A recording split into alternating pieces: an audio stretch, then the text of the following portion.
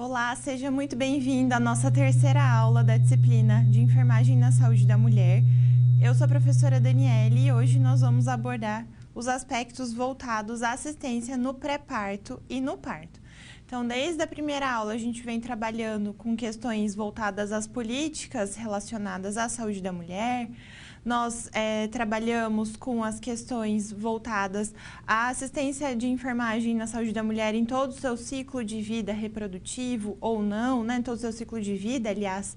Na aula passada, a gente abordou algumas questões. Então, a partir do momento em que é realizado o diagnóstico da gravidez, da gestação, quais são os cuidados que a gente tem que ter, né, em relação ali à primeira consulta de enfermagem, as consultas subsequentes, quais são os cuidados, né, os exames que nós devemos realizar, as intercorrências que nós devemos observar, quando eu vou caracterizar uma gestação de alto risco ou de risco habitual, como vai ser feito esse acompanhamento, e a gente entendeu a importância do enfermeiro em todo esse contexto, né? Que ele tem autonomia e ele deve acompanhar essa mulher em todo esse processo, já oferecendo um suporte, um acolhimento, realizando as orientações, inclusive, em relação ao aleitamento materno. E a partir de agora a gente vai entender, então, o contexto, né? Qual é o papel do enfermeiro dentro aqui da assistência do pré-parto, conhecer as fases do parto, os tipos de parto, como que a gente vai prestar assistência no período ali, né, do parto em si, quais são os tipos de parto que podem acontecer e como que a gente vai atuar aí para oferecer esse suporte, esse acolhimento, a questão da humanização do parto e o que caracteriza uma violência obstétrica, quais são os fatores que estão relacionados e como nós, né, enfermeiros, podemos atuar para a gente conseguir reduzir e eliminar a ocorrência de violência obstétrica. E também vamos abordar as questões voltadas à analgesia ou anestesia no trabalho de parto, uso de métodos não farmacológicos para alívio da dor, que aqui a dor é essa questão que vai ser bastante evidente, que muitas pessoas têm, inclusive, o receio, né, de ter o parto, que é denominado parto normal, por conta da dor. Então, o que está relacionado a isso e como que a gente pode trazer ali, fazer com que essa experiência ela seja o mais tranquila possível, que não seja traumática para essa mulher. Então, a gente vai compreender todos esses aspectos. E antes da gente começar a nossa aula, cabe destacar aqui, né, alguns pontos para reflexão. Então, no Brasil, ocorrem cerca de 3 milhões de nascimentos por ano. 98% deles acontecem no ambiente hospitalar. Outros acontecem em ambiente domiciliar ou extra-hospitalar. O hospital se caracteriza pela adoção de várias tecnologias e procedimentos com o objetivo de tornar mais seguro para a mulher e o seu filho durante o nascimento. E aqui, ao ambiente hospitalar, a gente vai trazer a questão, né, de maternidades de baixa complexidade, maternidades que estão, os centros obstétricos que estão inseridos em hospitais mais especializados para atender as mulheres, né, as gestantes de alto risco. Tudo isso vai englobar aqui o ambiente hospitalar. E aqui, só voltando, né, as mulheres e recém-nascidos são expostos a altas taxas de intervenções, como a episiotomia, o uso de ocitocina, a cesariana, aspiração nasofaringiana do bebê, entre outras. E aqui a gente destaca essas últimas intervenções, que elas são muitas vezes realizadas rotineiramente, sem ter a devida indicação, né? Sem ter ali a devida necessidade. E como isso expõe tanto a mãe ao bebê a procedimentos, né, invasivos, que vai trazer às vezes uma iatrogenia, que não vão oferecer nenhum benefício, e que muitas vezes eles são realizados e vão trazer ali junto uma experiência negativa, vão trazer marcas aí durante toda essa vida. Então, quanto mais a gente puder realizar um parto o mais natural possível, sem a realização dessas intervenções, né, com o mínimo de intervenções possível, mais humanizado e melhor a experiência que a gente vai estar proporcionando tanto para a mãe quanto para o bebê, tá bom? E antes daí de falar do tema da nossa aula, o primeiro tema, outros aspectos aqui para a gente observar. Novas evidências científicas vêm contribuindo para mudanças na prática obstétrica, então a gente tem alguns procedimentos que eram realizados costumeiramente, hoje em dia eles não são tão empregados ou até mesmo são contraindicados, e é tudo isso que a gente vai conhecer ao longo dessa aula. Maior ênfase na promoção e resgate das características naturais e fisiológicas do parto e do nascimento.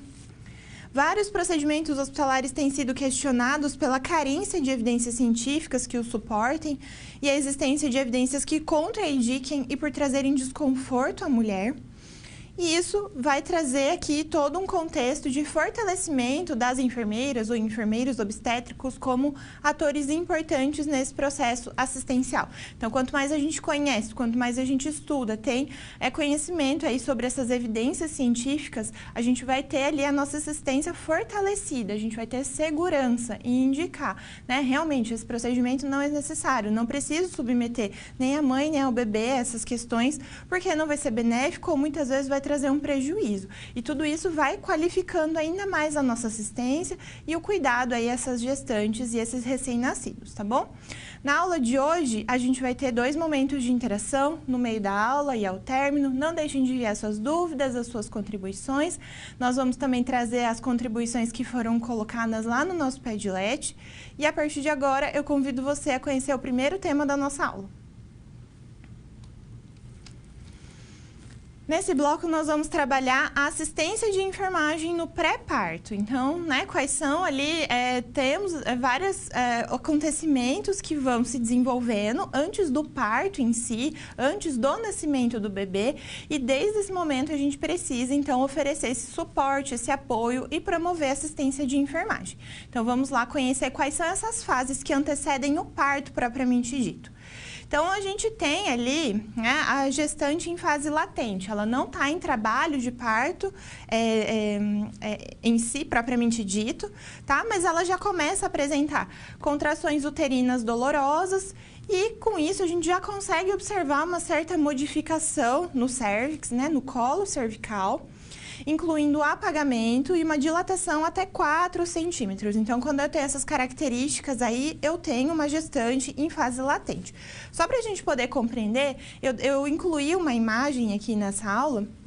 Eu tenho aqui, né, uma gestante com um colo longo, né, um colo fechado, e essa mulher, ela não está em trabalho de parto, nem mesmo em fase latente. E quando ela começa a evoluir, já apresentar essas mudanças, olha como a altura do colo, ela se modifica. E aqui a gente começa a ter um esvaecimento do colo uterino, é isso que a gente vai chamar de apagamento, tá? E com isso, né, nessa fase latente, a gente pode inclusive ter uma dilatação, que é quando aqui o colo do útero mesmo, esse orifício, ele começa a apresentar essa dilatação até 4 centímetros. Nesse momento, o que a gente pode fazer? Acalmar a gestante, orientar quanto aos sinais de trabalho de parto, tá? Até que ela não apresente o trabalho de parto, propriamente dito, ela pode permanecer em casa, né, no conforto, realizando as atividades ali, né? Já pode começar a realizar exercícios para ajudar na dilatação do colo uterino, ela já pode realizar algumas atividades, a gente já pode orientar ela a consumir uma dieta mais leve, tá? Porque logo, em breve, ela já vai começar a evoluir para um trabalho de parto. Então, ela pode permanecer ali na sua residência e ela só vai retornar quando ela estiver em trabalho de parto e quando tiver alguma intercorrência nesse período. Então, rompeu a bolsa amniótica, tá tendo sangramento. Então, são sinais de alerta e que essa mulher, ela deve, então, procurar um serviço de saúde, tá?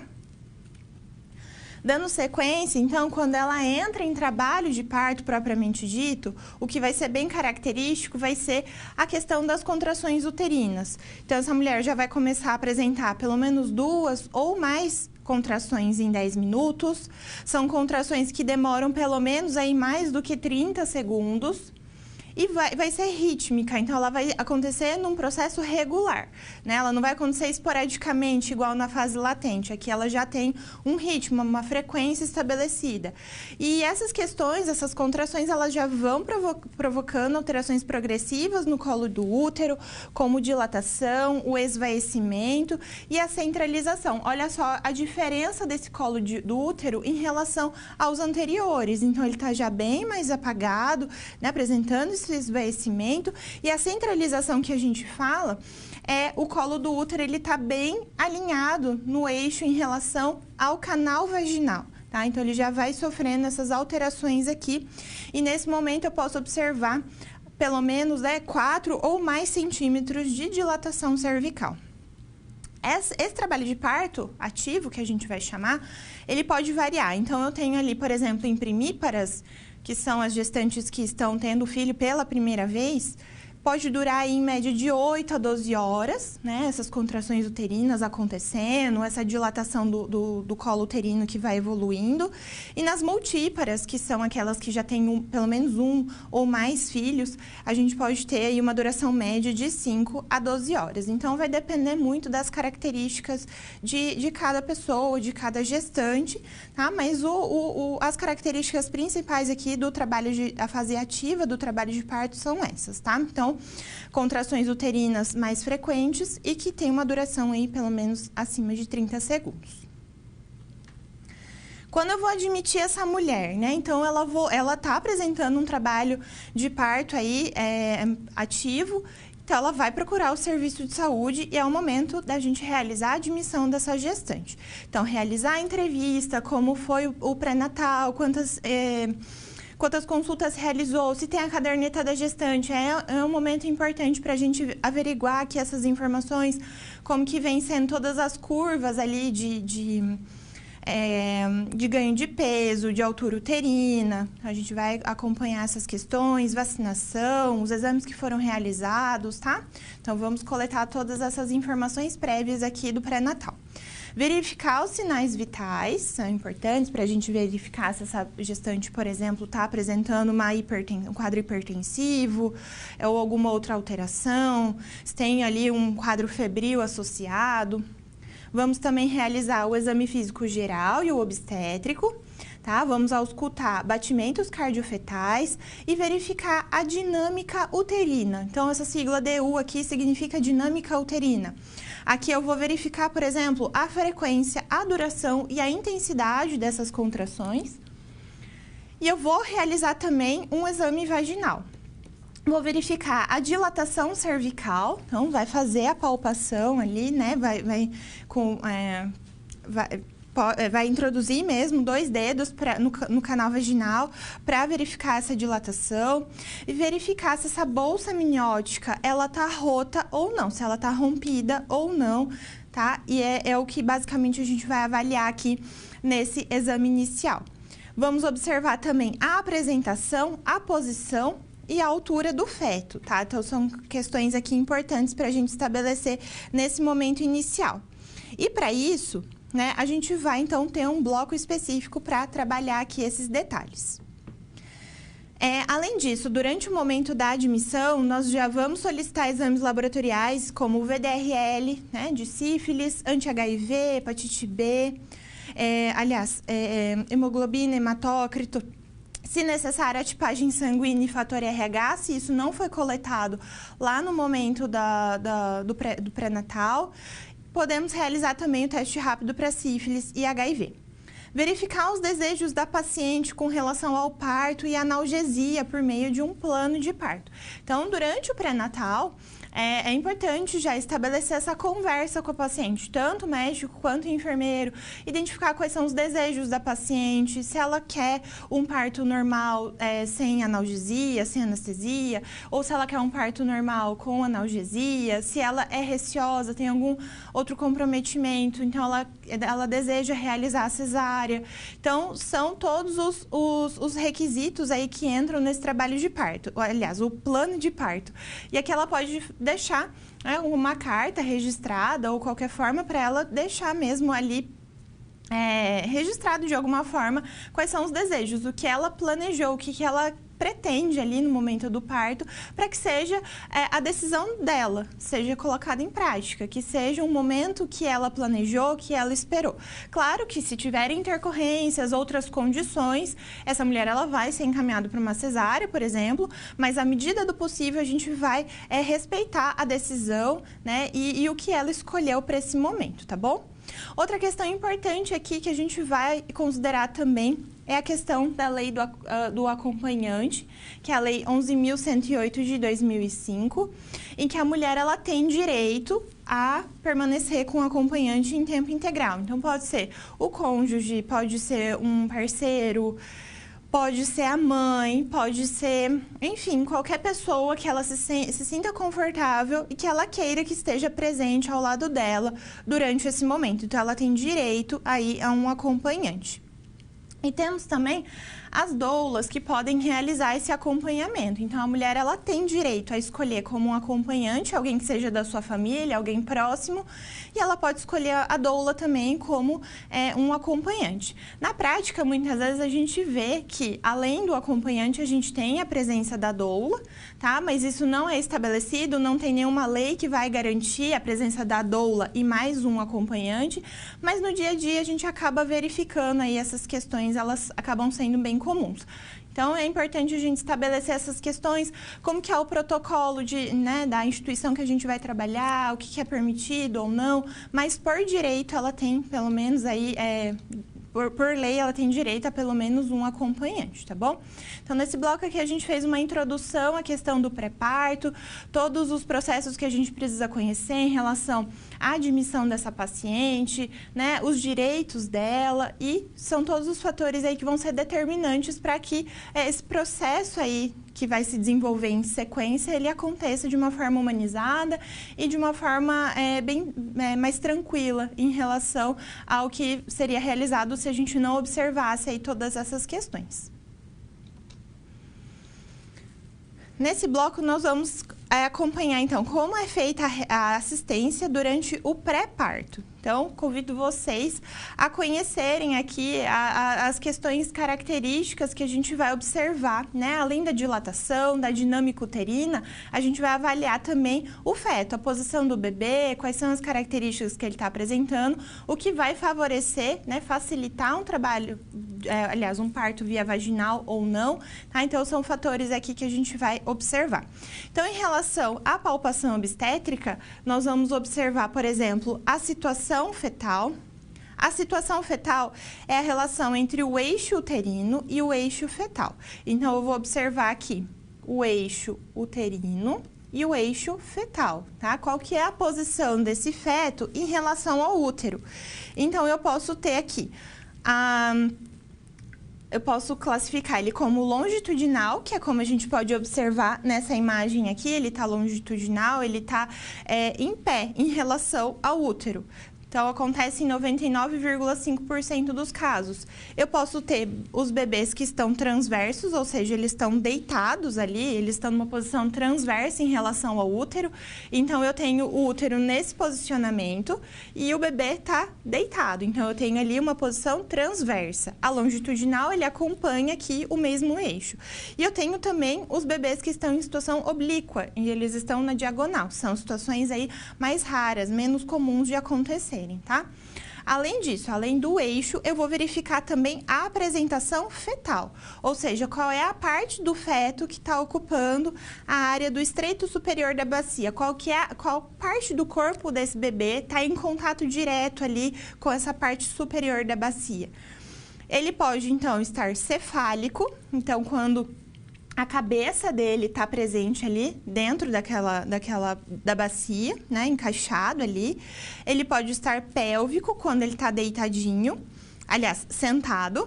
Ele pode estar transverso quando ele está deitado, ou acromial quando a gente tem ali o posicionamento de um dos ombros em região ali da bacia, tá?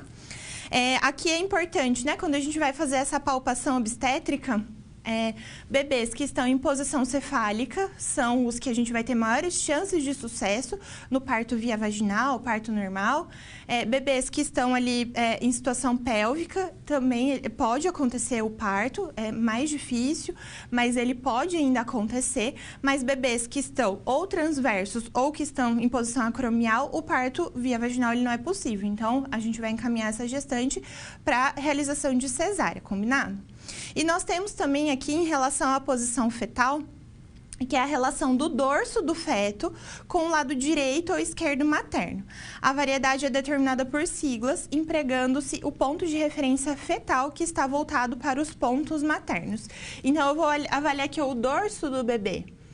Se esse dorso estiver para o lado direito da mãe, eu vou falar que ele está em posição, né? A posição dele é à direita. Se o dorso dele estiver à esquerda, em relação à mãe, eu vou colocar que ele está em posicionamento esquerdo, tá? E assim por diante. Então, são esses pontos aqui que a gente tem que observar em relação ao bebê. Além disso, a gente tem também a relação entre o feto e a bacia materna. E aqui a gente vai chamar de atitude, que é a relação, então, das partes fetais entre si e que eles podem estar fletidos, tá? Então, quando eu vou tocar aqui, né, para verificar, por exemplo, quando a gente tem uma dilatação efetiva ali do colo do útero, no momento que eu for realizar o toque, eu consigo sentir o bebê. E se ele estiver em região posição cefálica, eu vou conseguir, inclusive, palpar ali as fontanelas desse bebê.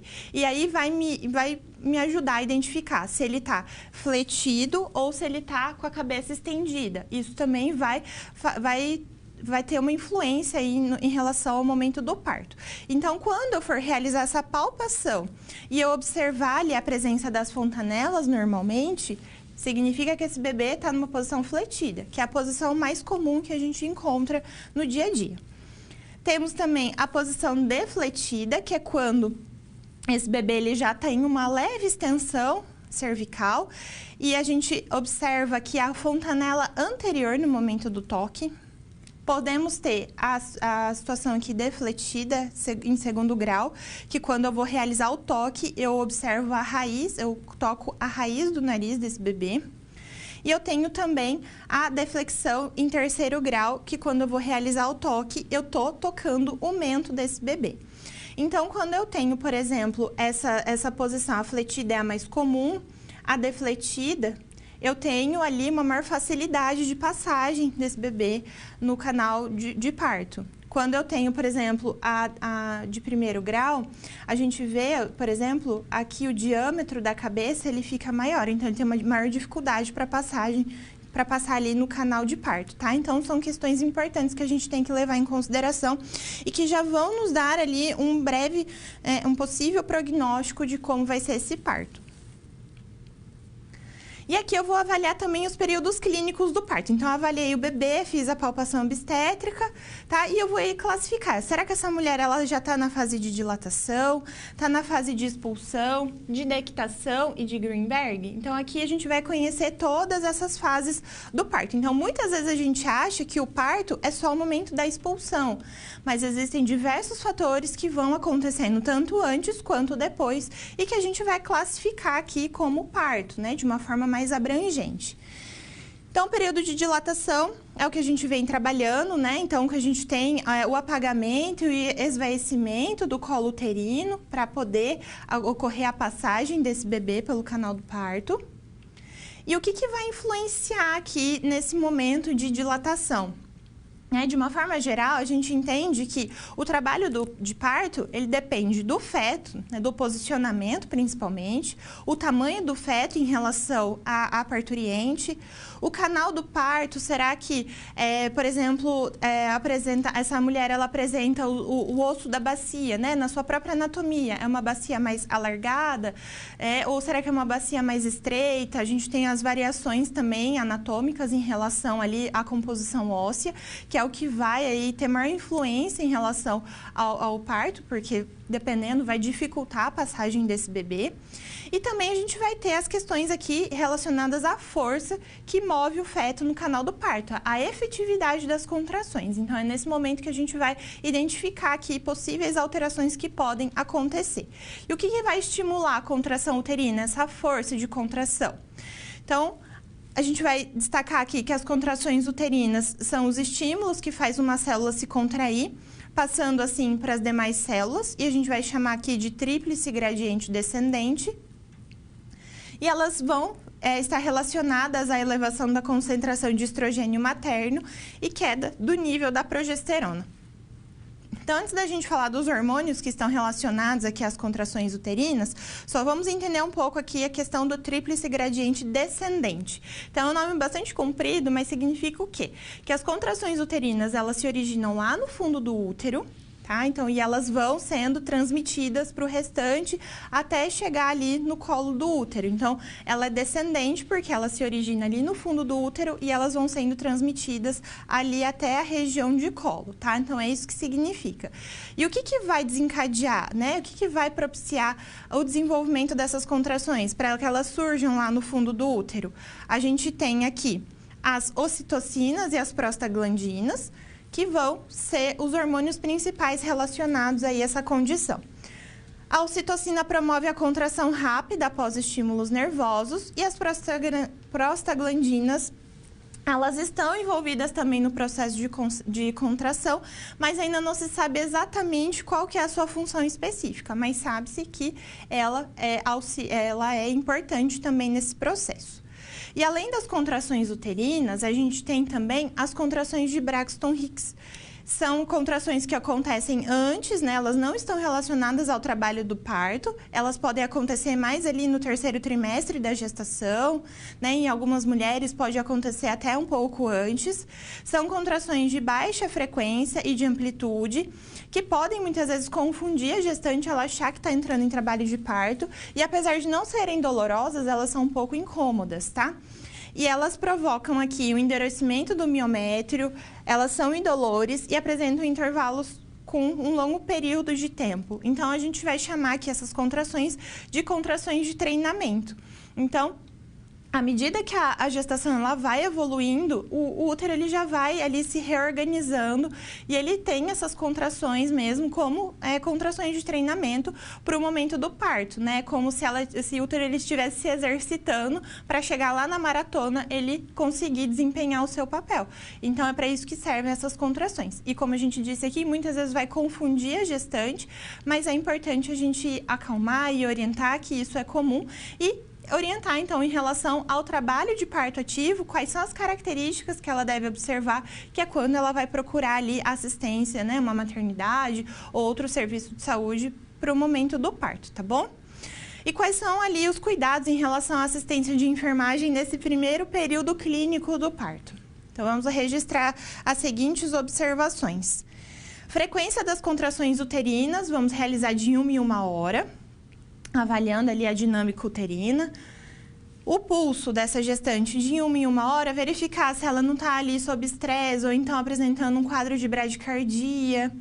Vamos avaliar a temperatura e a pressão arterial de 4 em 4 horas, principalmente naquelas que tem ali que podem desenvolver a pré-eclâmpsia. Vamos avaliar também a frequência da diurese. E vamos realizar o exame vaginal de 4 em 4 horas. Então, junto com isso, realizar o acompanhamento do partograma com a linha de ação de 4 horas. Ou seja, a gente vai realizar o registro do progresso do parto por meio de um controle específico que é utilizado. Nós vamos avaliar também a frequência cardíaca fetal, que o normal vai ter entre 110 e 160 batimentos por minuto, e a gente vai observar as desacelerações na ausculta intermitente. Então, quando esse feto está apresentando uma redução dessa frequência cardíaca, ele pode estar apresentando um quadro de sofrimento fetal. E aí vai ser importante a gente encaminhar essa gestante para uma cesárea, porque esse bebê, ele não vai dar conta de passar por todo esse processo aí do parto via vaginal, tá? Então, a gente precisa ter esse cuidado aí, acompanhar tanto a mãe quanto a questão fisiológica do bebê também. E as intervenções e medidas de rotina no primeiro período do parto. Então, vamos lá estabelecer enema, que é a lavagem intestinal, e a tricotomia pubiana e perineal, quando a gente faz ali a raspagem dos pelos, eles não devem ser realizados de forma rotineira durante o trabalho de parto. Não existe nenhuma evidência científica de que isso é benéfico ou que traz alguma contribuição para esse momento, tá? Eles também não vão trazer nenhum prejuízo. A gente sabe que os pelos, eles existem na região pubiana normalmente, né? É uma questão fisiológica e eles não vão ter interferência alguma durante o parto. A questão aqui, né, a mulher também pode apresentar alguma eliminação intestinal durante o parto e isso também foi evidenciado que não tem risco de contaminação do bebê ou que isso seja trazer algum prejuízo durante esse momento. Então, essas condições aqui, além de causarem desconforto, podem provocar lesões, então não é mais recomendado. A amniotomia precoce, ou seja, quando é realizada aqui a rotura dessa membrana amniótica de forma artificial, ela não deve ser realizada em rotina em mulheres em trabalho de parto que estejam progredindo bem. O líquido amniótico, ele serve para proteger o bebê, inclusive, tá? Então, se a gente tem uma rotura precoce, tem o risco de contaminação, o risco de infecção. Então, isso pode afetar tanto a mulher quanto a criança no período do puerpério e também não é mais recomendado. E as mulheres devem ser encorajadas a se movimentar e a adotarem posições confortáveis durante o trabalho de parto. Então, ela é encorajada, por exemplo, a tomar um banho de aspersão morno para aliviar as dores, a caminhar, uso de bola. Então, ela é livre durante esse momento, tá? Ela não precisa ficar restrita ao leito e ela pode ter, né, inclusive, a presença de uma doula ou então até mesmo um enfermeiro obstétrico vai oferecer esse suporte nesse momento para que a gente tenha, né, ali ajude na progressão da dilatação do colo cervical, aliás, do colo uterino, que ela tenha, né, medidas que essas medidas também vão auxiliar bastante em relação ao controle da dor, minimizar esses desconfortos. Então, são características que a gente tem que apoiar e, sempre que possível, incentivar também, tá bom? Então, aqui nesse bloco a gente entendeu, né, em relação à assistência de enfermagem no pré-parto, como que nós vamos avaliar esse bebê e como a gente vai oferecer esse suporte à mãe também. Nesse bloco, nós vamos trabalhar assistência de enfermagem durante o parto. Então, a gente conheceu, né, quais são os cuidados que a gente tem que ter antes do trabalho de parto ativo e quando começa ali o período de expulsão, quais são os cuidados que a gente tem que oferecer. Então, vamos lá conhecer. Então, a partir de agora, a gente vai compreender aqui esse momento da expulsão. Ele vai compreender a descida do bebê pelo canal vaginal. Tem aqui a coroação desse bebê e ele vai se apresentando até que a gente tenha a expulsão completa. Então, vamos conhecer todas essas etapas. Então, a fase inicial ou fase passiva do trabalho de parto é quando a gente tem a dilatação total do colo. Então, a dilatação máxima do colo uterino é de 10 centímetros. Então, a gente tem, né, essa evolução de 4 para 10 centímetros que acontece durante esse trabalho de parto ativo até chegar à fase expulsiva. Nesse momento aqui, na fase inicial, a mulher ainda não tem a sensação de puxo involuntário, ou seja, aquela vontade de fazer força. Ou a parturiente, ela apresenta analgesia e a cabeça do feto ainda está relativamente alta na pelve. Então, as mulheres que optam pela analgesia durante o trabalho de parto, muitas vezes elas não vão ter tão intenso esse puxo, né, involuntário, essa vontade de fazer força, porque a questão da sensibilidade, ela vai estar alterada, vai estar modificada por conta ali da analgesia, né, em si. Então, a gente vai avaliar, é uma mulher sem analgesia, então ela está apresentando ali está totalmente dilatado o colo do útero e ela ainda não tem esses puxos involuntários. E na mulher que tem analgesia, a gente vai avaliar aí que o bebê ainda vai estar com a cabeça alta em relação à pelve, né? Ele ainda não está tendo ali, não está proeminente ainda, não está tendo ali o momento da coroação. Depois disso, depois dessa fase, ela vai ir para a fase ativa, que é quando tem a dilatação total desse colo uterino, a cabeça do bebê ela já está visível, então a gente vai chamar aqui, né, falar que o bebê está coroando. essa mulher ela já vai apresentar contrações de expulsão ou esforço materno ativo após a confirmação da dilatação completa do colo do útero e na ausência das contrações de expulsão. Então, a gente vai ter aqui esses puxos que vão acontecendo de forma involuntária, ou quando essa mulher, quando a gente vê a cabeça do bebê ali, a gente incentiva essa mulher a realizar a força, tá? Em primíparas, esse período da expulsão pode levar de meia hora a 2h30, quando não tem a peridural, e cerca de 1 a 3 horas com peridural. Então, naturalmente, estudos vêm demonstrando que o parto que acontece com analgesia, com a peridural, eles tendem a ser um pouco mais prolongados essa fase da expulsão, tá? E as multíparas, elas podem apresentar até 1 hora de expulsão sem peridural e 2 horas com peridural. Então, é a média aí que a gente pode observar. Em falha de progresso, a mulher deve ser encaminhada para cesárea ou oferecer assistência em parto vaginal operatório se o nascimento não for iminente. Então, se a gente observar que esse período ele já está se prolongando, o feto começa a apresentar sinais de sofrimento, aí a gente vai oferecer aqui esse parto vaginal operatório ou instrumental, alguns autores trazem, que é quando a gente vai utilizar o fórceps ou então um equipamento para sucção a vácuo, que é acoplado na cabeça do bebê para ajudar então a saída desse bebê. Tá bom? Então, são fatores aí que a gente tem que ir observando e acompanhando essa mulher para evidenciar se está tendo intercorrência ou não, qual é o momento, então, de realizar essas intervenções cirúrgicas ou instrumentais, tá? Outra característica que a gente vai observar é a questão da expulsão em si. Então, o bebê ele vai apresentando diversas alterações em relação ao seu posicionamento. Então, primeiramente, a gente tem a insinuação, ou encaixamento, que é quando o bebê tem a flexão ou até mesmo a deflexão, como a gente viu, né, no bloco anterior. Em seguida, a gente vai ter a descida ou a progressão. Então, aqui a gente tem ainda um bebê alto em relação à pelve e depois ele vai progredindo, ele vai descendo pelo canal de parto. Nesse momento, ele apresenta a rotação interna da cabeça, como a gente pode observar aqui. Depois disso, ele tem aqui o coroamento, quando a gente está evidenciando a cabeça desse bebê no canal de parto. Ele tem o desprendimento da cabeça e a rotação externa da cabeça. E depois ele tem o desprendimento do tronco. Então, a gente passa um ombro e depois o outro até que tenha a retirada completa do bebê do canal vaginal.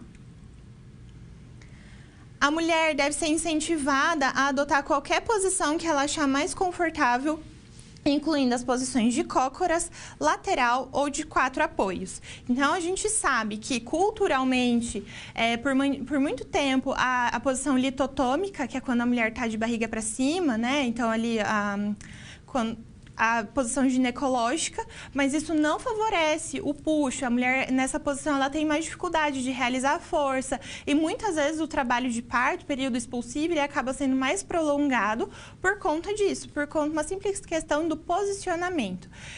E também isso vai trazer ali maiores prejuízos para essa mulher, né? Ela não vai ter autonomia para realizar esse parto. Então, se a gente oferece, se dá esse apoio, essa liberdade para ela adotar essas outras posições que são fisiologicamente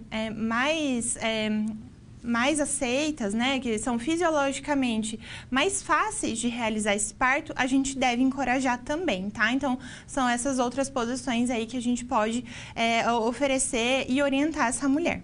Além disso, a gente deve apoiar a realização de puxos espontâneos no segundo período do trabalho de parto, que é lá na expulsão, período expulsivo, em mulheres sem analgesia, evitando os puxos dirigidos. Então, a mulher, ela tem a sensação, ela sabe quando o momento de realizar a força. Se a gente fica o tempo todo incentivando a fazer força, essa mulher ela vai ficar exausta, ela não vai ter mais força para realizar, né, dar continuidade a esse período expulsivo. Então, esperar ela se recuperar, esperar ela descansar um pouco, para que no momento que tem o puxo dirigido, ela consiga fazer força e todo o corpo dela vai estar trabalhando ali na mesma sintonia. E isso vai tornar esse trabalho de parto aí mais fácil, tá? E mais natural também. Então, evitar esses puxos ali de forma aleatória, tá?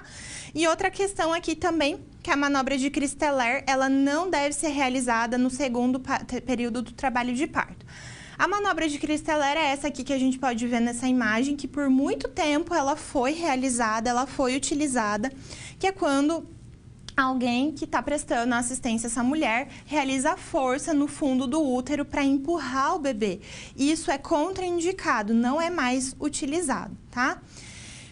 E outras questões aqui que a gente tem que ter são os cuidados com o períneo. Então, se a gente essa mulher, ela tá realizando esses puxos no momento que ela tá sentindo a força, né? Que ela tá sentindo vontade. O períneo, ele vai, com o tempo, se adaptando. Às vezes, o bebê, ele vai, ele volta. E isso vai fazendo com que esse períneo, ele vá apresentando ali a abertura. Que ele tem uma elasticidade, mas ele precisa de um tempo para ir acomodando o bebê.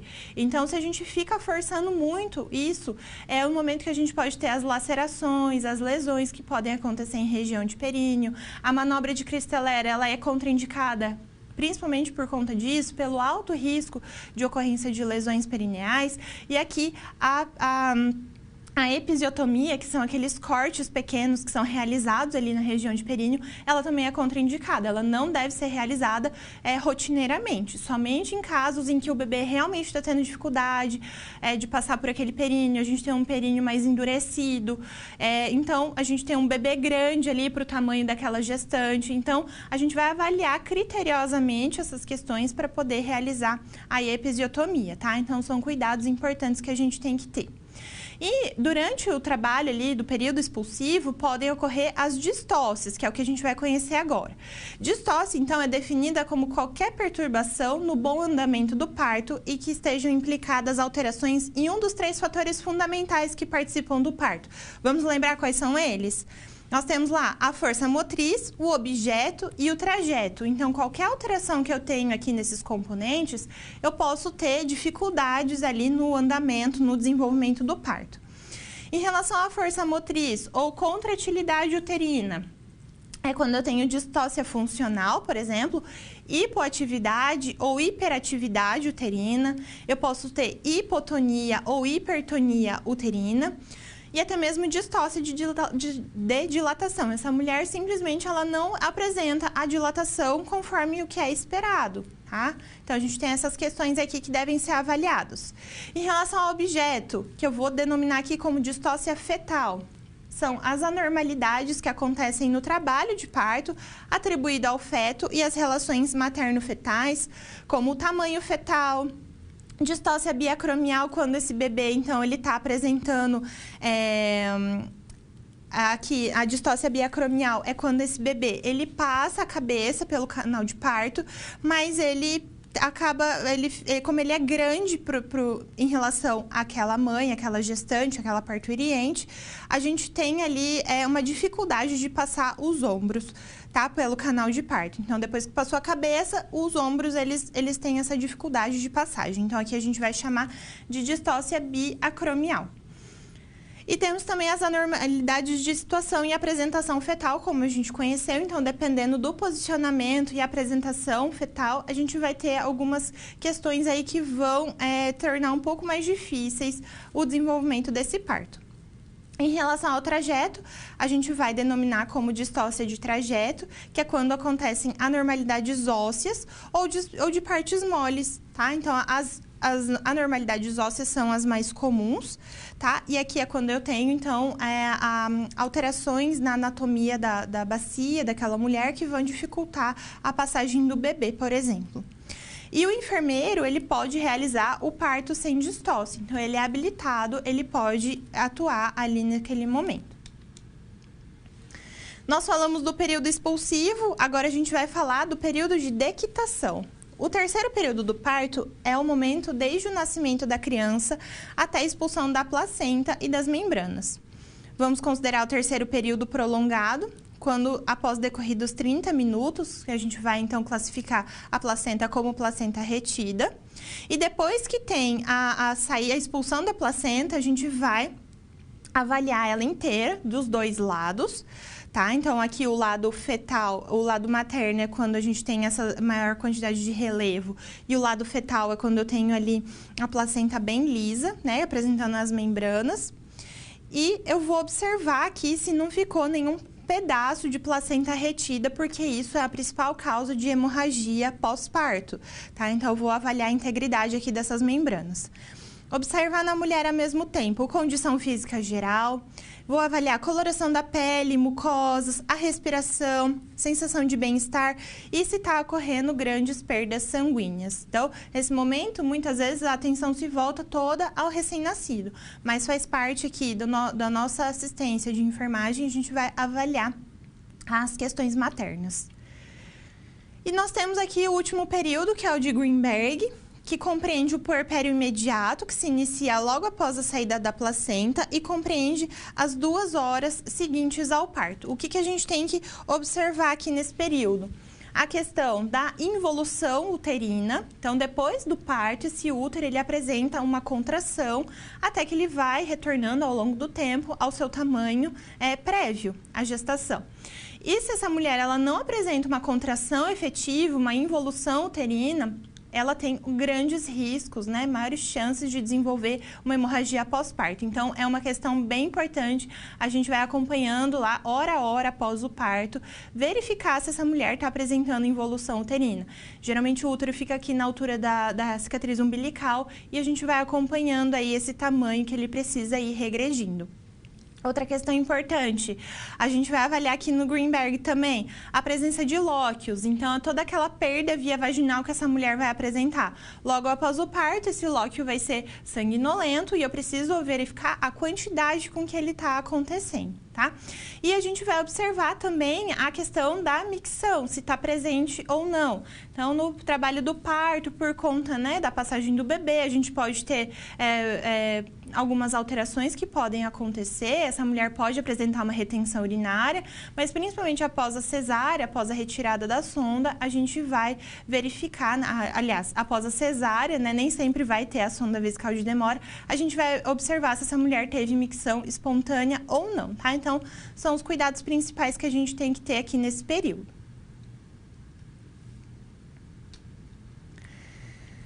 Na nossa situação problema, vamos conhecer o partograma.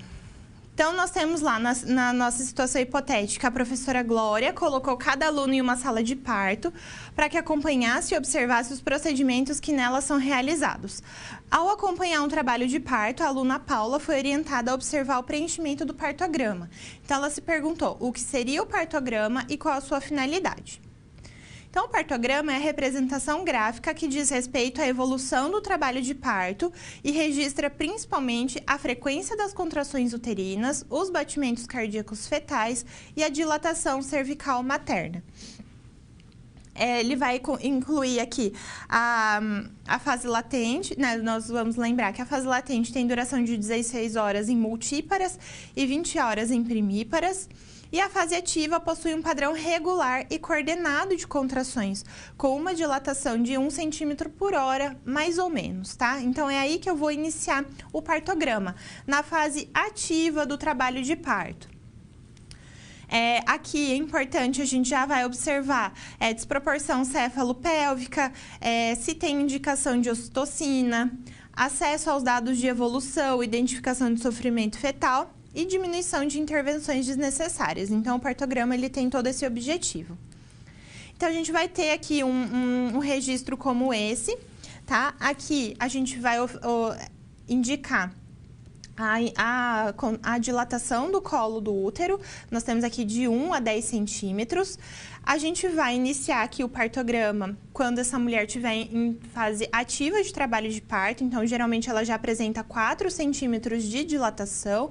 A gente vai registrar aqui o horário com que isso está acontecendo, tá? E aqui, a gente vai avaliar também a frequência cardíaca fetal. Então, vamos colocar aqui um pontinho, né, em cada horário, qual que é a faixa de batimento cardíaco, evidenciar se está muito abaixo de 110 se bebê tem risco de estar apresentando sofrimento fetal. Aqui também a gente vai colocar as contrações, então se eu tiver contrações maiores do que 40 segundos, vou preencher o quadro inteiro, preencher ele completamente. Se eu tenho contrações que estão durando de 20 a 39 segundos, vou fazer aqui o registro, vou pintar metade desse quadro, conforme o horário que eu estou observando. E aqui, se ela estiver apresentando uma contração de 1 a 19, eu mantenho em branco, tá? Então, aqui eu já consigo comparar a dilatação e a frequência aqui que estão acontecendo essas contrações. E aqui eu vou colocar informações sobre a bolsa amniótica, se está rota, se está íntegra. O líquido amniótico, eu vou observar se ele tá claro ou se ele está apresentando ali presença de mecônio, que pode estar relacionado ao sofrimento fetal. Eu vou colocar também se iniciou citocina, né, intravenosa para estimular essa contração ou não. Então, aqui no partograma, eu vou conseguir acompanhar todo esse processo ali da fase ativa de trabalho de parto e como que ele está se desenvolvendo, né? Hora a hora, quais são aqui os cuidados que eu vou observar ao mesmo tempo, tá bom? Nesse momento de interação, então, vamos lá ao nosso Padlet. Então, que a gente pediu para que vocês colocassem, analisassem o impacto da desigualdade de gênero na saúde da mulher e qual o papel do enfermeiro no pré-natal. Então, em relação à desigualdade de gênero, né, a Michelle colocou que o dia a dia da mulher é muito mais intenso, estressante, devido ao trabalho, manutenção da casa e filhos, trazendo mais impactos psicológicos e físicos. E a desigualdade de gênero limita acesso ao serviço de saúde e recursos e contribui para taxas de morbidade e mortalidade por causas evitáveis. A Rosana também colocou: a desigualdade de gênero é impactante, pois traz mais responsabilidade à mulher em comparação ao homem, pois as ciências e indústrias não investem no homem para que o mesmo colabore em relação a ajudar a mulher na reprodução. Sempre coloca a mulher como a responsável em evitar a reprodução, e aí as ISTs, deixando o homem com pouca responsabilidade. Percebe-se isso na quantidade de contraceptivos feitos para a mulher e muito pouco ou quase nada para o homem. E também colocaram que a desigualdade de gênero interfere muito na qualidade de vida social e pessoal da mulher, assim como em sua saúde. Em relação ao papel do enfermeiro no pré-natal, a Michelle também colocou: as atribuições do enfermeiro são de acolher a mulher, respeitando sua condição emocional em relação à atual gestação, esclarecendo suas dúvidas, orientando a família e a gestante sobre a importância do pré-natal, rotinas e consultas, solicitar exames complementares de acordo com os protocolos, incluir testes rápidos de HIV e sífilis, hepatite B, orientar a realização da vacinação, referenciar para atendimento multiprofissional quando necessário, identificar a gestante de risco, realizar exames físicos e obstétrico, desenvolver atividades educativas quanto ao período do puerpério, tirando dúvidas sobre amamentação, planejamento familiar, manter uma comunicação no objetivo a acolher essa mulher desde o princípio da gestação de forma humanizada. E aqui a Zumira colocou que o papel do enfermeiro é acolher a gestante de forma que a mesma venha a criar confiança para tirar suas dúvidas, falar de seus medos, desejos e necessidades. Isso é de fundamental importância na humanização da assistência ao pré-natal. E com essas ações, a gestante terá mais segurança para retornar às consultas de pré-natal. Então, são contribuições que foram muito válidas e que me deixam muito feliz, né, de perceber que o quanto que vocês estão percebendo essas questões que a gente tem trabalhado nas aulas e como que vocês estão crescendo mesmo como profissionais durante esse processo, tá? Então, eu gostaria de agradecer imensamente a contribuição de vocês. Vou disponibilizar agora alguns minutos para que vocês enviem suas dúvidas. Logo em seguida, a gente retorna, então, para dar continuidade à nossa aula.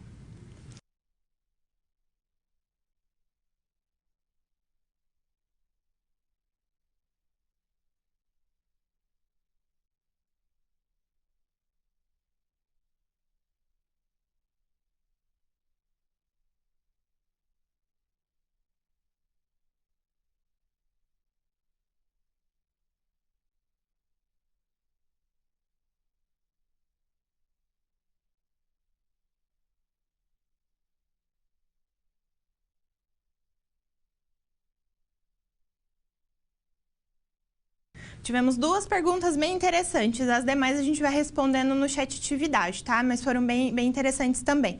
Em relação aqui ao papel do enfermeiro, se o enfermeiro ele pode realizar o parto ou não. Então, o enfermeiro, desde que tenha especialização em obstetrícia, tá? Ele pode sim conduzir o parto, como a gente viu durante essa aula, mas desde que seja o parto sem distócias, que a gente não tenha nenhuma alteração em relação ao canal de parto, às contrações e ao bebê, tá? Então, são questões aí importantes, mas o enfermeiro ele pode sim realizar o parto. E outra pergunta é, se a placenta ela se solta sozinha da mãe e do bebê ou ela precisa ser cortada. Então, logo após a saída do bebê, a mulher ela ainda tem uma contração involuntária, ela tem mais um puxo involuntário, que é quando ela elimina a placenta, tá? Então, é importante que isso aconteça de uma forma natural, a gente não puxe, né, pelo cordão umbilical essa placenta, porque se a gente puxa, a gente está forçando a saída e a gente pode ter fragmentos da placenta que permanecem no útero e isso vai provocar uma hemorragia pós-parto. Então, essa mulher ela vai ter a contração e essa placenta ela vai sair naturalmente. Outra coisa, quando a gente puxa essa placenta pelo cordão umbilical, a gente tem o risco de inversão uterina. E é uma complicação gravíssima que a gente pode ter aí nesse período do puerpério imediato, tá? Então, lembrar sempre, a placenta ela vai sair ali no período de dequitação, é quando essa mulher vai apresentar a contração e a placenta vai ser expulsa naturalmente. Nesse bloco, a gente vai trabalhar, então, quais são os tipos de parto. Então, a gente vem falando bastante em relação ao parto via vaginal, também conhecido como parto normal, mas quais são os outros tipos de parto que nós podemos, né, nos deparar ao longo da nossa prática profissional. Então, a gente vai ter lá o parto normal, ou via vaginal, ou é conhecido também como parto espontâneo, que é o parto em que não se utiliza fórceps, vácuo extrator ou cesariana, mas que pode ter algum tipo de intervenção baseada em evidências. Por exemplo, o parto que é realizado com analgesia, ele não deixa de ser um parto via vaginal, um parto normal, tá? Então, a gente pode ter essas intervenções, mas elas são limitadas a isso, né? A gente não tem nenhum outro fator aqui, como o uso de instrumentos ou cirurgia. No parto fórceps, é utilizado o fórceps, que é composto aqui por 2 colheres, como a gente pode observar. Então, elas são posicionadas aqui na região das têmporas do bebê, que são articuladas para apreensão, tração e rotação do polo cefálico do feto. É usado quando o feto se encontra em sofrimento ou quando a mãe não consegue mais fazer força durante o parto normal. E temos também o parto cesárea, que é quando o feto é extraído por meio de uma incisão na parede abdominal e na parede uterina. E trata-se de um procedimento médico, mas o enfermeiro pode instrumentar ou auxiliar em alguma emergência. Então, o enfermeiro vai poder realizar esse tipo de parto aqui sem distócias. E o parto com fórceps, ele é realizado pelo médico também, assim como a cesárea. Quais são as indicações reais para o parto cesáreo? Então, a gente sabe que a cesárea ela é amplamente realizada, né? Então, no Brasil, principalmente, a gente tem altos índices, tá, relacionado a isso. Mas quais seriam as principais indicações quando, de fato, essa cesárea ela é indicada?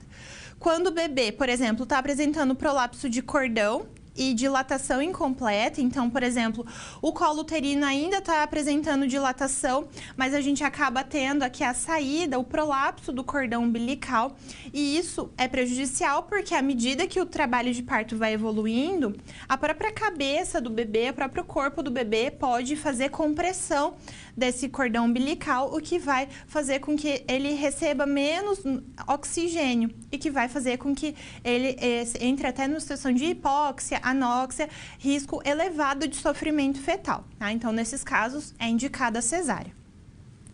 Quando tem descolamento prematuro da placenta com o feto vivo, então fora do período expulsivo, então essa gestante apresentou descolamento prematuro da placenta, isso vai prejudicar, então, a oferta de oxigênio para esse bebê, então deve ser realizado, encaminhado para uma cesárea de urgência. Quando esse bebê, né, quando tá apresentando uma placenta prévia parcial ou total, a placenta prévia é como a gente pode observar nessa imagem aqui. Normalmente, a placenta, ela fica inserida aqui na região mais superior do útero. Mas existem algumas situações que pode ser que a placenta ela acaba tendo essa inserção mais abaixo, então a gente vai chamar aqui de placenta prévia parcial ou total, como nessa imagem aqui, que ela está completamente abaixo do bebê. Então, ela está acontecendo previamente ao bebê. Então, ela oclui aqui o canal do parto e não tem como a gente ter a passagem do bebê por conta disso, tá? Então, também é indicada a cesárea. Também a gente vai ter indicação quando esse bebê está numa apresentação córmica, ou seja, está numa situação transversa durante o trabalho de parto. Então, não tem como esse bebê passar pelo canal de parto. Quando tem aqui ruptura de vasa prévia. A vasa prévia é quando, por algum motivo, alguns vasos sanguíneos do cordão umbilical, eles não são envoltos por essa geleia de Wharton, né? Que é aquela geleia que vai mais esbranquiçada, que vai envolver todo o cordão umbilical. E pode ser que, por algum motivo, esses vasos sanguíneos, eles sofram compressão do bebê. E quando a gente tem ali uma ruptura dessa vasa prévia, é uma indicação para parto cesáreo imediato também. E também a gente vai ter outras indicações, como herpes genital com lesão ativa no trabalho de parto. Então, essas são as indicações reais para o parto cesáreo. Então, aqui em relação ao parto natural, o foco vai ser o resgate do cuidado prestado no nascimento e, mesmo sendo uma espécie de modalidade do parto normal, diferencia-se do mesmo pela sua simplicidade e realização dos procedimentos ou intervenções somente quando houver uma real necessidade, além das mudanças exigidas de comportamento, atitudes e do próprio ambiente, que daí vai ser aqui um ambiente mais humanizado. Então, por exemplo, o parto na água, a gente tem outras questões aí que podem influenciar, que a gente vai trazer isso como um parto natural. E temos também o parto induzido, que é quando são induzidas as contrações de maneira artificial através de amniotomia ou infusão de ocitocina e uso de prostaglandinas como o misoprostol. Então, aqui o parto via vaginal pode ser o parto natural, né? Quando a gente tem todo esse ambiente humanizado, o parto na água, a questão da mulher, ela caminhar, deambular, escolher a posição que ela se sente mais confortável para o momento do parto. Então, que a gente tem todo esse suporte emocional, que a gente oferece todo esse apoio, tá? Então, a gente tem todas essas condições aí voltadas e que a gente vai intervir somente quando realmente for necessário, tá? E o parto induzido é quando essa mulher, ela não evolui com contrações efetivas, não está apresentando dilatação efetiva, aí sim a gente precisa administrar esses medicamentos aqui para auxiliar, né? Administrando esses medicamentos, a gente consegue, então, estimular as contrações e a dilatação uterina. A episiotomia vai ser definida como uma incisão que é realizada na região do períneo a fim de ampliar o canal de parto. É justificada em alguns casos como necessidade de parto instrumentalizado. Então, quando precisa, por exemplo, inserir o fórceps, né? Então, a gente precisa de um espaço para poder passar esse instrumento. Então, a episiotomia é justificada. Quando o bebê está apresentando sofrimento fetal ou então dificuldade para fletir a cabeça do bebê. Então, a episiotomia, ela é indicada. É realizada normalmente com anestesia local, tá? Ela não pode ser realizada com nenhum tipo de anestesia. E não realizar a episiotomia de rotina durante o parto vaginal espontâneo. Então, a gente tem todo o período lá, né, de expulsão. Essa mulher, ela vai realizando as contrações. A gente precisa ter esse tempo de adaptação do períneo para que o bebê consiga passar pelo canal de parto. Então, se a gente obedecer essas questões naturais e fisiológicas, dificilmente a gente vai precisar de uma episiotomia. E ela não é indicada, né, como rotina, porque depois que eu faço ali o corte, quando o bebê passa, eu já tenho um caminho aberto e a laceração, ela pode ser ainda maior. Então, estudos demonstram que a realização de episiotomia, ela não previne a ocorrência de lacerações, mas ela pode aumentar, tornar mais grave a ocorrência dessas lesões. Então, se ela não for indicada, a gente não tiver essas situações de sofrimento fetal e essas questões que a gente trouxe, ela não deve ser realizada em hipótese alguma, tá bom? A partir de agora, a gente vai trabalhar os conceitos de analgesia ou anestesia no trabalho de parto. E quais são os métodos não farmacológicos que a gente pode utilizar? Então, a gente vai diferenciar o que é analgesia, o que é anestesia, quais são as modalidades que podem ser realizadas e, fora isso, quais são os métodos não farmacológicos. Então, vamos começar a diferenciar os termos. A analgesia significa insensibilidade à dor. Então, vão ser procedimentos que vão ser realizados com o objetivo de reduzir a dor no momento do parto. Já a anestesia, ela causa um estado de privação de sensibilidade geral, com o uso de substância para eliminar ou reduzir a sensibilidade.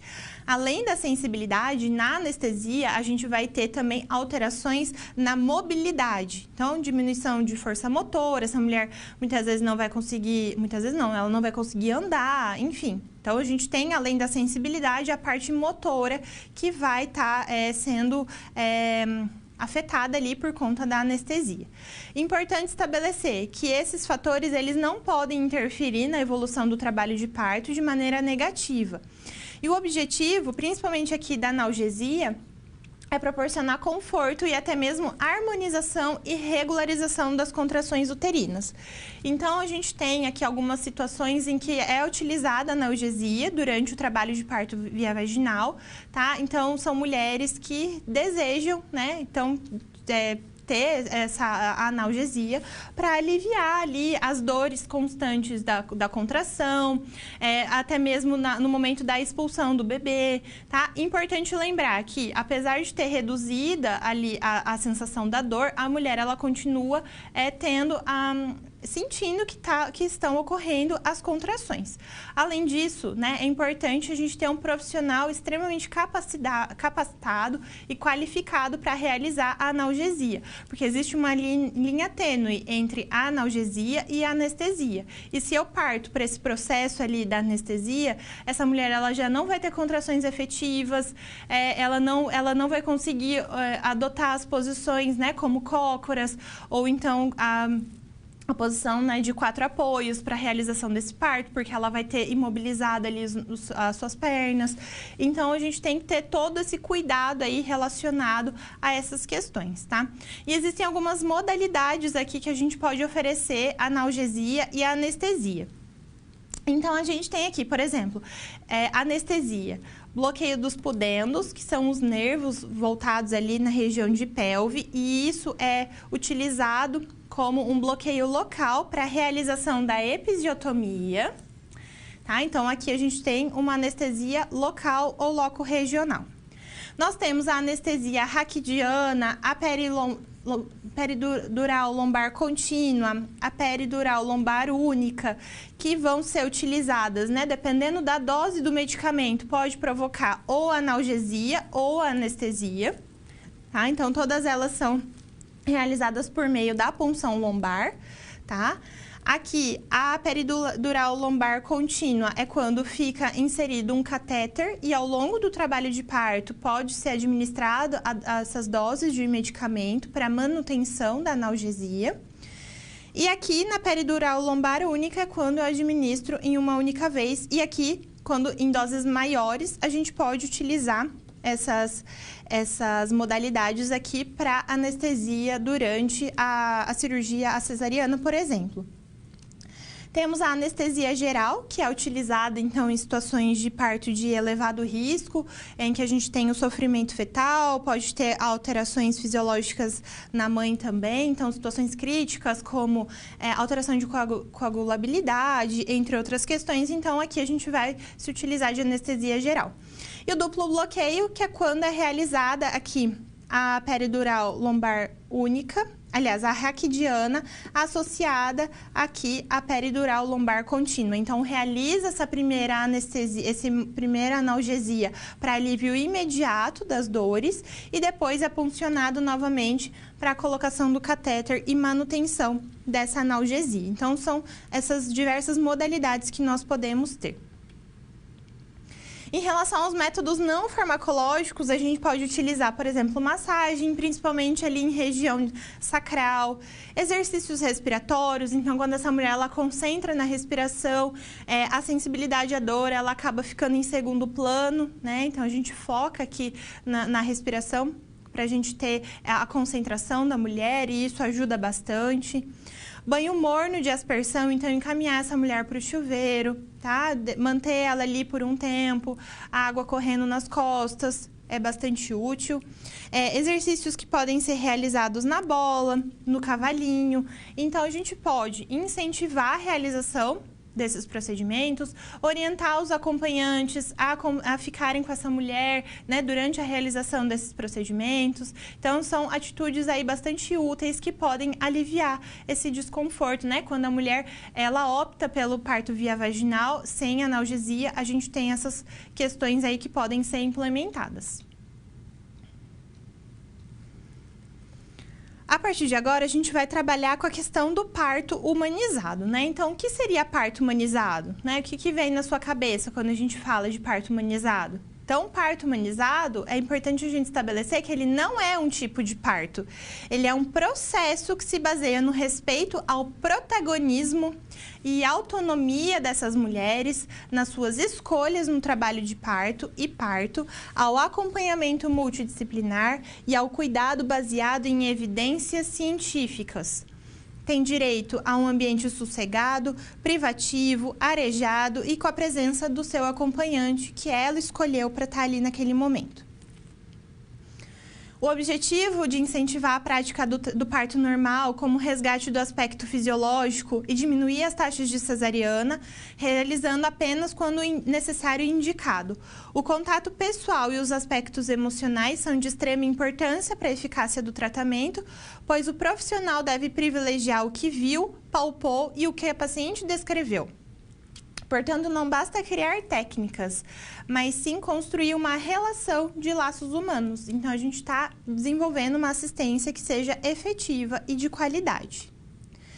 Algumas atitudes relacionadas ao parto humanizado. Então, como enfermeiro, posso incentivar a realização do parto humanizado. Então, primeiramente, estar atento ao monitoramento do bem-estar físico e emocional durante todo o atendimento, respeitar a vontade e escolha do acompanhante durante o trabalho de parto e parto, permitir que a paciente caminhe para que ajude na dilatação e que adote a posição que preferir durante o período de expulsão. Orientar e oferecer técnicas de relaxamento e massagem para alívio da dor durante o trabalho de parto.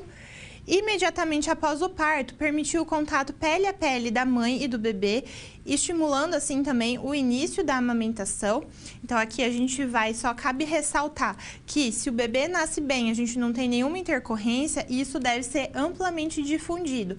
Mas nos casos em que a gente tem alterações, algumas intercorrências, isso infelizmente acaba, né, não sendo possível, mas por conta das questões, das características fisiológicas ali que estão acontecendo com aquele bebê ou alguma intercorrência, tá? Mas sempre que possível, a gente deve sim permitir e incentivar esse contato pele a pele. Monitorar a evolução do parto, oferecer alojamento conjunto, que é quando a mãe permanece com o bebê após o parto, e estimular e orientar a prática da amamentação o quanto antes. E quais são os direitos obstétricos? Permanecer acompanhada por alguém de sua escolha no trabalho de parto e no parto. Conhecer os profissionais e ser informada em relação aos procedimentos que estão sendo realizados, receber líquidos e alimentos leves durante o trabalho de parto, caminhar e receber massagem durante o trabalho de parto, ser chamada pelo nome, tá? Então, não ser chamada de gestante, de mãezinha, não, ela tem um nome, ela precisa ser chamada pelo nome dela. Tomar banho morno e adotar a posição que preferir no momento da expulsão e receber o seu recém-nascido imediatamente após o parto, por início da amamentação. Então, são esses os direitos da gestante, da parturiente, e a gente precisa oferecer um ambiente que a gente consiga estabelecer, a gente consiga oferecer todas essas condições para ela. E todas as questões ali que a gente observou durante esse bloco, né, para que a gente possa oferecer um parto humanizado, né, que não seja um tipo de parto, a gente possa oferecer isso a todas as gestantes que estão passando por esse processo. Seja ele, né, um trabalho de parto via vaginal, seja um parto cesárea, né? Então, a gente precisa também trazer essas características, né? A gente vai atender a gestante e o seu bebê. E o melhor possível que for, a gente vai oferecer nesse momento. Agora, na nossa situação problema, vamos trabalhar com a questão da violência obstétrica. Os alunos continuam nas salas de parto, observando os nascimentos, e como essa etapa é formada de vários procedimentos e tipos de parto, pensando de uma maneira geral, a professora Glória perguntou aos seus alunos: vocês sabem o que seria violência obstétrica? Então, Então, a gente tem aqui, né, acabei lendo antes de explicar. Então, a gente tem aqui alguns relatos de violência obstétrica. E para que isso realmente tenha significado, né, que a gente possa refletir em cima disso. Ter empatia, se colocar no lugar dessa pessoa. Então, aqui, ó, o primeiro relato. Ela, no caso a profissional, ficou me recriminando pela quantidade de filhos que eu tenho. Ficou dizendo, ainda vai querer mais, com esse monte de filho e ainda fazendo esse escândalo. A médica, outro relato, a médica mandou eu parar de gemer, pois era um momento mágico e eu estava tornando sofrido, passando o sofrimento para quem estava perto de mim. Outro relato. O médico, com ignorância, dizia, abra mais as pernas. A enfermeira falou para eu não fechar as pernas, senão eu ia matar o bebê. E outro relato, eu senti dor durante os pontos e falei para o médico, né? No caso foi episiotomia e o médico estava suturando depois. E eu falei para o médico, mas ele disse que já tinha dado anestesia e não podia fazer nada. Então eu disse que ele fizesse o seu trabalho, mas que estava doendo e estava. Então a partir disso a gente consegue observar que a violência ela pode ser de ordem física, emocional ou simbólica durante esse momento. Ela é produtora de elevado grau de sofrimento e vai ser considerada como toda e qualquer ação ou procedimento que seja realizado sem o consentimento dessa mulher e que não seja baseado em evidências científicas atuais, sejam de caráter físico, psicológico, sexual, institucional, midiático e material. Todos eles são considerados como violência obstétrica, tá? Então, a gente precisa estar atento a essas questões. Quais são as práticas no cuidado na assistência obstétrica que podem ser considerados como violência? Episiotomia de rotina, a manobra de Christeller, atualmente ela é considerada como uma violência obstétrica, proibição de movimento, imposição da posição ginecológica ou litotâmica durante o período de expulsão, proibição de acompanhante durante o trabalho de parto e pós-parto. Então, são todas essas condições que, muitas vezes, você já conhece alguém, você já vivenciou alguma atitude parecida com essa e que elas não podem mais acontecer. Isso é caracterizado como violência obstétrica. Por muito e muito tempo, a episiotomia foi realizada de forma indiscriminada, a manobra de Christeller, ela era realizada de forma indiscriminada e isso traz isso é invasivo, né? Olha quantas marcas que deixa, né? Nessa mãe, nessa gestante. Então, a gente vale lembrar também que, por muito tempo, essa mulher ela se prepara para o parto. Ela tem todo o seu planejamento, ela idealiza aquele momento. E como que isso pode ter consequências gravíssimas ao longo de toda a vida, trazer traumas e marcas que sejam muito negativas. Então, a gente, como profissionais da área da saúde, a gente precisa estar atento a essas questões e a questão da violência obstétrica, ela precisa ser denunciada, ela precisa ser erradicada, para que a gente torne esse momento humano, né? Que a gente torne essa mulher protagonista e que ela tenha autonomia em todo esse processo, porque, afinal de contas, toda essa assistência é oferecida para ela e para o seu bebê. A partir de agora, a gente tem o nosso segundo momento de interação. Só lembrando, então, tá? Que na nossa próxima aula, vamos continuar utilizando o Padlet para interação. Para você acessar, você pode utilizar o link ou o QR Code que a gente vai disponibilizar aqui. E eu vou deixar por alguns minutos, tá? Para que vocês possam acessar o Padlet. E a pergunta aqui da nossa próxima semana é: compartilhe uma história de parto humanizado que você conheça ou uma situação de parto que tenha apresentado violência obstétrica. Cite os mitos do aleitamento materno e justifique por que eles são considerados um mito. Então, vou disponibilizar, deixar aqui mais alguns segundos o QR Code, tá? Para que você possa acessar o Padlet. Enquanto isso, você pode enviar suas dúvidas, as suas contribuições e logo em seguida a gente retorna para finalizar a nossa aula.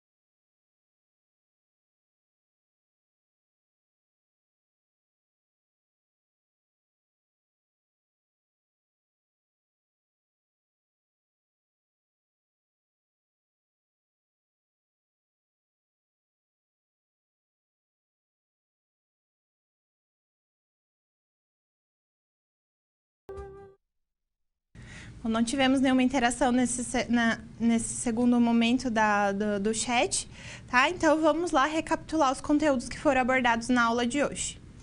Então, hoje nós falamos sobre assistência de enfermagem no trabalho de parto e parto, quais são os mecanismos de parto, os períodos clínicos, né? Então, a gente tem lá o período de a fase ativa do trabalho de parto, das contrações, da dilatação, da expulsão, da equitação e o período de Greenberg. Compreendemos como é utilizado o partograma, qual o seu objetivo, né, a sua importância, como realizar assistência de enfermagem durante o parto, quais são os tipos de parto, como administrar analgesia, como a anestesia é utilizada no trabalho de parto, quais são os métodos não farmacológicos para alívio da dor no trabalho de parto, as características do parto humanizado, e aqui a gente encerrou na última situação problema falando da violência obstétrica. Então, a partir de agora, né, eu encerro a nossa aula. Eu gostaria de agradecer a sua presença, a sua participação. Logo mais a gente se encontra no chat atividade. Caso você ainda tenha alguma dúvida, envie por lá. Tá? Não deixe de realizar as outras atividades, participar do nosso Padlet e a gente se vê em breve. Até lá. Tchau, tchau.